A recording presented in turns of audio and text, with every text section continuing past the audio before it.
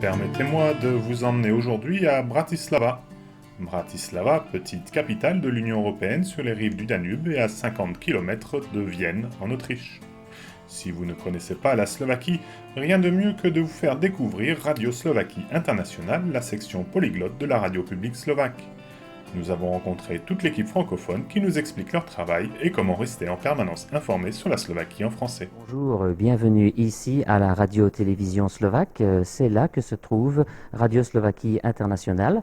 Alors donc moi, plus précisément, je m'appelle Jacques Oflac et je travaille donc en tant que natif dans la section francophone. Alors donc, quelles sont les fonctions du natif? Bien évidemment, il corrige les textes, les scénarios et il offre ses voix pour les doublages masculins, en ce qui me concerne bien évidemment.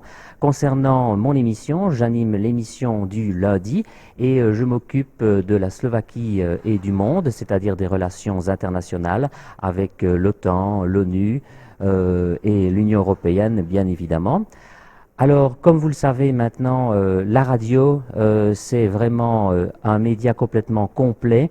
Il ne suffit plus de faire uniquement des émissions, mais il faut aussi animer des réseaux sociaux. Et c'est pour ça que je m'occupe aussi d'animer Facebook, Twitter, donc pour la section francophone. Radio Slovakia International vysiela už 22 rokov. Vysiela v 6 jazykoch, okrem slovenského, vo francúzštine, v angličtine, ruštine, nemčine a španielčine. Cieľom tohto vysielania je hovoriť o živote na Slovensku, propagovať ho vo všetkých sférach a tematických oblastiach, ktoré sa Slovenska týkajú. Radi hovoríme o súčasnosti, o tom, čím Slovensko žije, ale samozrejme našou témou je aj história, z ktorej vychádzame. Veľmi sme radi, že môžeme poslucháčom v zahraničí predstaviť našich významných ľudí na Slovensku, naše prírodné krásy, pamiatky a možnosti turistického ruchu, možnosti oddychu. Radio Slovaquie Internationale, du moins pour les émissions en langue étrangère, a débuté le 29 mars 1993. Personnellement, j'y suis arrivé le 16 avril de la même année. Bon, au début, c'était un petit peu un travail, disons, dans le désordre, parce que personne n'avait la moindre idée de ce qu'était une émission radio, comment ça fonctionnait, comment la préparer, les phrases étaient trop longues, les textes étaient trop longs.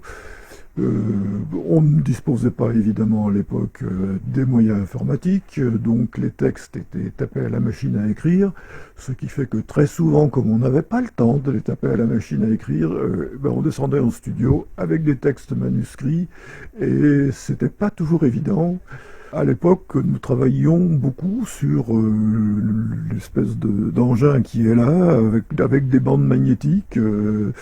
Et c'était beaucoup moins facile qu'avec l'ordinateur pour faire les corrections, pour faire les raccords, pour faire les insertions musicales. C'était tout un problème et bien souvent il fallait reprendre.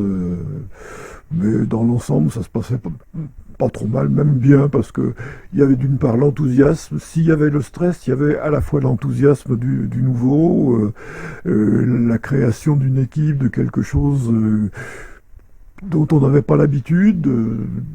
Donc ça arrangeait bien les choses finalement. Le travail au sein de Radio Slovaquie Internationale, parfois, il est exigeant parce que nous diffusons quotidiennement. Nous ne sommes que 4,5, si je peux le dire comme ça. Moi, j'assure la culture et l'histoire. Et je peux dire que ça intéresse nos auditeurs, donc c'est une très très grande et très belle motivation de préparer quelque chose pour quelqu'un qui sait l'apprécier. Donc je fais des portraits, des médaillons de personnalités importantes, marquantes, slovaques, des pages d'histoire. Mais aussi, on parle dans nos émissions, également dans les miennes, de l'actualité d'aujourd'hui. Par exemple, quels films intéressent les Slovaques, quels sont les festivals les plus fréquentés en Slovaquie. Car bien sûr, les locaux de la radio sont basés dans la capitale Bratislava, mais il s'agit bien de présenter la Slovaquie dans son ensemble. 7 jours sur 7 est offert à nos auditeurs francophones et français un programme qui est constitué d'une partie magazine et d'une partie qui représente un bloc d'actualités qui dure à peu près 7 minutes. Il s'agit des actualités qui sont liées à tout ce qui se passe quotidiennement en Slovaquie. La partie magazine qui dure à peu près 20 minutes est constituée des différentes thématiques. Dimanche, nous proposons à nos auditeurs un programme un peu particulier. Il s'agit des courriers des auditeurs. Grâce à cette émission, nos auditeurs peuvent communiquer avec nous. Ils nous posent des questions, nous répondons à leurs questions. Rendez-vous donc sur le site internet www.rsi.sk où il vous suffit de cliquer sur l'onglet Français pour accéder à la page francophone. Rendez-vous donc sur les réseaux sociaux.